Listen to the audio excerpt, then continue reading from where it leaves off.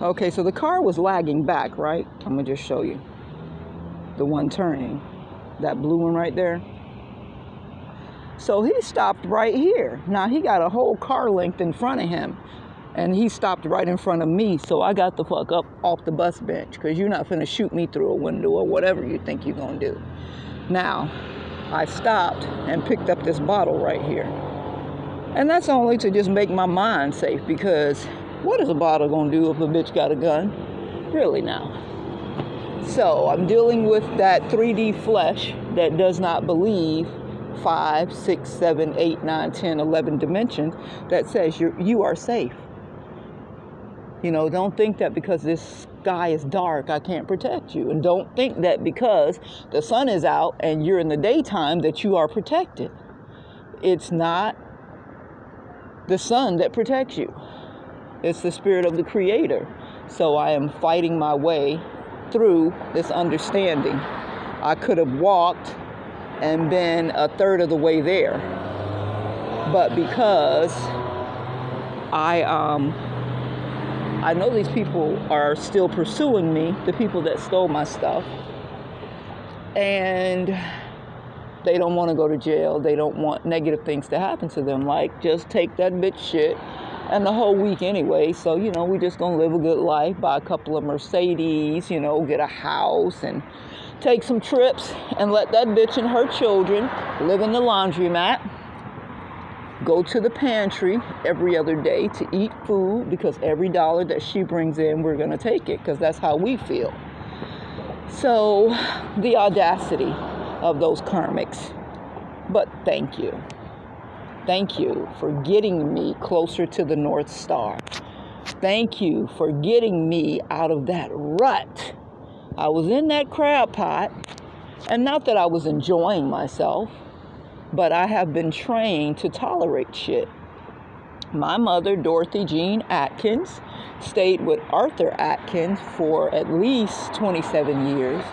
And my mom told me out of her own mouth that my dad was physically beating on her before they got married.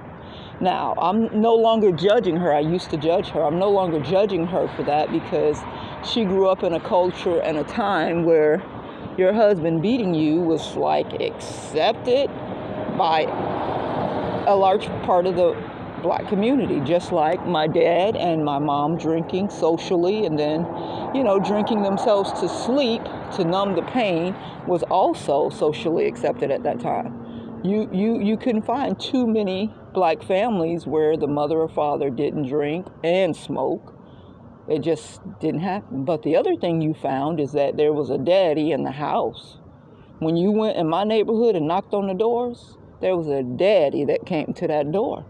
And now it's like flip-flop. You can't hardly find no daddies. And they're mad at black women because we done become daddies. But what did you expect? If there's an open position and there's one person there, you gotta fill that position if you want things to go halfway right. When I worked at the University of South Florida as the coordinator of the parent involvement program under Delegate 3, University Head Start, when Ava Norton became my assistant because she was on workman's comp and she needed, what do they call it? Light work duty. I was glad to have her. Then, when she no longer was present, I had to do my full-time position plus Ava Norton's 0.5 part-time assistant position. So you know what I started doing? I started running. I would run to the mailroom to pick up copies of the newsletter, copies of the parent handbook, copies of the volunteer handbook. I would run to do this and run to do that so that I could do my full-time job and her part-time job. So yes, it's extra stress. And yes, it can shorten your life depending on your attitude. If you got the right attitude, it can enhance your life because you're going to push your automaton, your avatar, your body harder in a positive way, see it as a game, and then guess what? Make things better. So when I went to New York after USF, the program was abolished, and I decided not to take the position at USF Bull radio station, which was really stupid on my part. I see that as stupid because I lost all my time.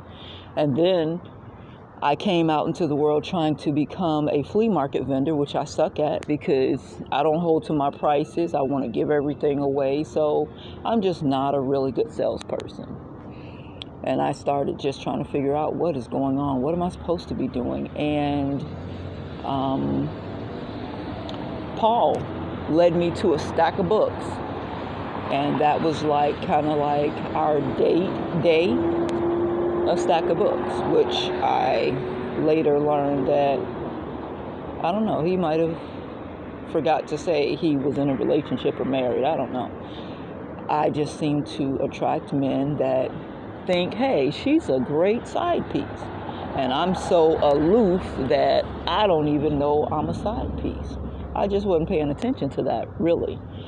So I said all of that to say, going back to thank you to the Karmics for pulling me out into severe discomfort so that I could get back on my path. I got this book. Eli had the last copy of the Holy Bible. So I got this book inside of me that I'm supposed to deliver to a certain destination. And I allowed the lady over there getting raped to stop me.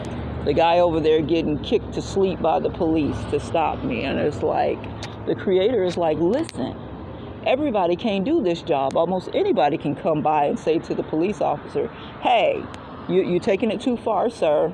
Just go ahead and handcuff him and take him down now. That's abuse of power. Almost anybody can say, leave that lady alone. We call the police, and interrupt that.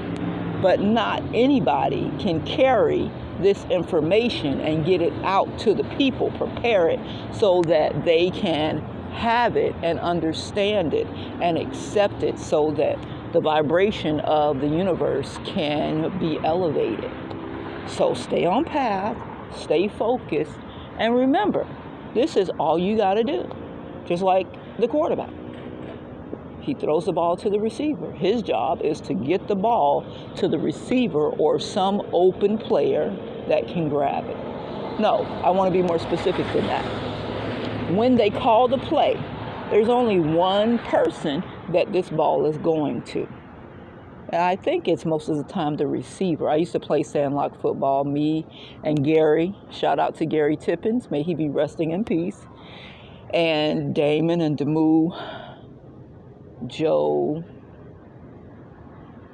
Yeah, when I started playing with the older boys, that's when the shit got really rough because they would knock you and flip you, and they thought it was funny. That's for Joe and Pig. And so I was a girl, but they laughed at that. I see Joe laughing right now. I see Pig laughing right now. So I had to step away from the older boys. But me, Gary, Damon, Demu, we kind of came up together. And when they started getting like 16 and stuff and developing muscles, I stopped playing sandlot football with them. But as long as we were like 9, 10, 11, 12, I could hang out there with them. So when you call a play and the receiver is supposed to get the ball, then the quarterback is locked in on the receiver. Everybody else has their part to play. If you're on the line, you got your person. Your job is to knock them down so that the receiver can safely get to where he's going, so that the quarterback is not sacked, so that he may deliver a successful pass to the receiver. The ball is caught and yards are gained and maybe even a touchdown. So that's where we are. I have my eyes back on my destination. And I guess that's why I haven't been like really, really angry about what they took. Money is paper, and I kind of look at it like Monopoly, because when I was young in the church, about 26, and I was trying to figure out when we were going through things at USF, like, do I stand up for what's right, tell the truth, or do I just, sit my ass down and keep my job here because I was the only black professional there, and get this paycheck, get this PhD degree, and get these, 6 free credit hours. I ran across the Solomon story, and I decided Solomon wanted wisdom. I said, Lord, if I could have anything, I want favor. Good morning. I want to be able to walk through the world just like you did. Oh, I'm going to have to take this other thing out. And no matter where I am and who I'm with, I want to be able to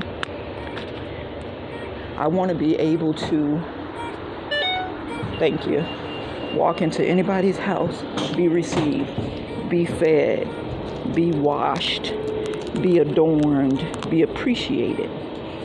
And so that's where we are. So you took the money, you took the houses, you took the cars, you took the van, but guess what you didn't take? You didn't take God's favor from me. You didn't take God's favor from me, and so that means I'm still a billionaire. No matter where I go, I am still going to be received. I am still going to be fed. I'm still going to be clothed. I'm still going to be appreciated. So yeah, I'm still a billionaire. I'm a spiritual billionaire, and the money's going to return, and I will be a billionaire in this lifetime.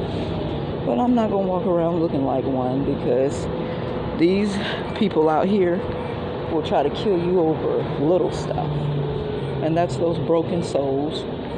The Creator is coming to separate the wheat from the tare, and that's just what's got to happen in order for us to see, because the Creator already knows, because He tries the spirit by the spirit, so He knows. We don't try the spirit by the spirit. We look at somebody, and because they got a Mercedes, we think there's something. We don't know that they done human trafficked 5 people, insured their mom and killed their mom for an insurance policy to have that Mercedes. So that's why you can't lust over people and their things, because you don't know what they've done to have those things. These people are doing very, very vile things out here just to have material wealth. So stop it. It is now 5:20. Today is the 20th of February. Yep, 2/20/2023. I'm in Tampa, Florida, Hillsborough County, on my way to clock in. All right, peace.